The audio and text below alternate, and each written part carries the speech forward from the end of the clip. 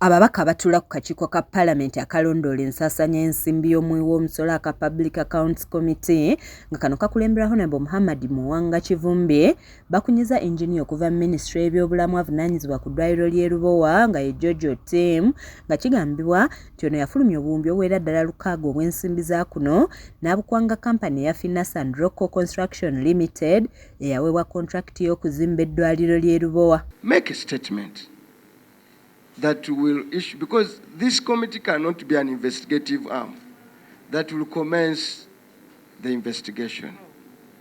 And because he is personally liable where issuance of certificate is concerned, he will make a statement. And I'm not even asking the CID to hold him.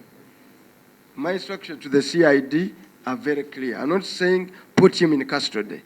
No, it's saying report to the CID, make a statement. Otiimu annyonnyodde ababaka nti kampuni yagisasula okusinziira ku mulimu gwe yali emaliriza era ng'endagaano bw'egamba ng'awakanyizza eky'okugisasula ensunsube y'obuwumbi 245 ng'ababaka bwe babadde bagamba. Kino kitabudde ababaka okubadde Honorable Goretti Namugga owa Mawogola South wamu ne Honorable Roland ndi omugenyi owa Rukiga County n'abalala okukakana nga bamulayizza okusobola okumuziyiza okwogera obulimba. Kyokka kino omubaka Nathan Nandala Mafaabi akiwakanyizza ng'agamba nti ono tayinza kulayira yekka nga kyetaagisa abakulu Ministry y'ebyensimbi ne Ssaabawolereza wa gavumenti eyakola alipoota nabo balayire. Get Mr. Tim the report. Let him study. Let the Auditor General be there. And they did, because he's saying, I don't remember. His hands are even folded. He has no document in front. I would plead. Let us give him a benefit of what? Doubt. Give the man the document. Ask him tomorrow to come. Honorable Kivumbi ono amwambalidde ng'agamba nti ayagala kubajja ku mulamwa ng'ategeeza nti Honorable Nandala Mafaabi ekizibu ky'alina bwe butajjumbira ntuula z'akakiiko kuba abantu bonna baayogerako akakiiko kaabasisinkana dda.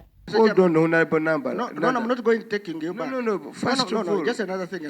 First listen. Otiimu bw'abuuziddwa ku projekiti wa weetuuse ategeeza nti kati eri ku bitundu 35 ku 100 ng'abasabye nti bwe babeera balina obudde asobola okubakulemberamu ne bakakasa kino. The work currently is at 35%. We've had challenges and the work stalled for about 1 year. But as I speak, the contractor is on the ground working. Now, the way milestone completion certificates are issued is that this work is broken down into what we call project performance budget. Honorable Muwanga Kivumbi asabye omuwandiisi w'enkalakalira Ministry y'ebyobulamu okubakulemberamu ku bbalaza ya wiiki ejja balambula omulimu guno nga singa bazuula nti ebigambo bya Otiimu bya bulimba bakumukwasa sayidi w'akakiiko. Katulinde ebbalaza nga tutuuseeyo atulage ebyamagero ye bye yalaba ffe bannayuganda bye batakola ki bye batalaba. Oba oli awo abayita ku Ntebe roodi tebalina bizungirizi mu maaso gaabwe birengera wala. Agamba nti omuntu ne waba muzibe asobolera ddala okulaba nti tewali kyali kikoleddwa naye nga engineer wa Ministry awuddise eggwanga ng'ono yassa omukono ku ndagaano ekakasa nti e Lubowa waliwo omulimu ogw'essimba ekitaali kituufu. Kati e Lubowa ne bw'obanga oli muzibe ng'otambuza muggo n'otambula mu Lubowa ng'ogenda okwonakoona omuggo okakasa nti tewaliwo kyamaanyi kyali kigenze mu maaso. Ensonga z'e Lubowa zizze zigulumbya ababaka omutwe nga ne gye buvuddeko waliwo abaabissaamu engatto ne boolekera ku ddwaliro lino balabe ki ekikolebwayo wabula nga bano tebabakkiriza kuyingira munda ng'abakuumi babalindira bweru era ne babagaana okuyingira. Matiya Sekanjako yakusakidde eggulire lino ku lwa KSTV Agaleero.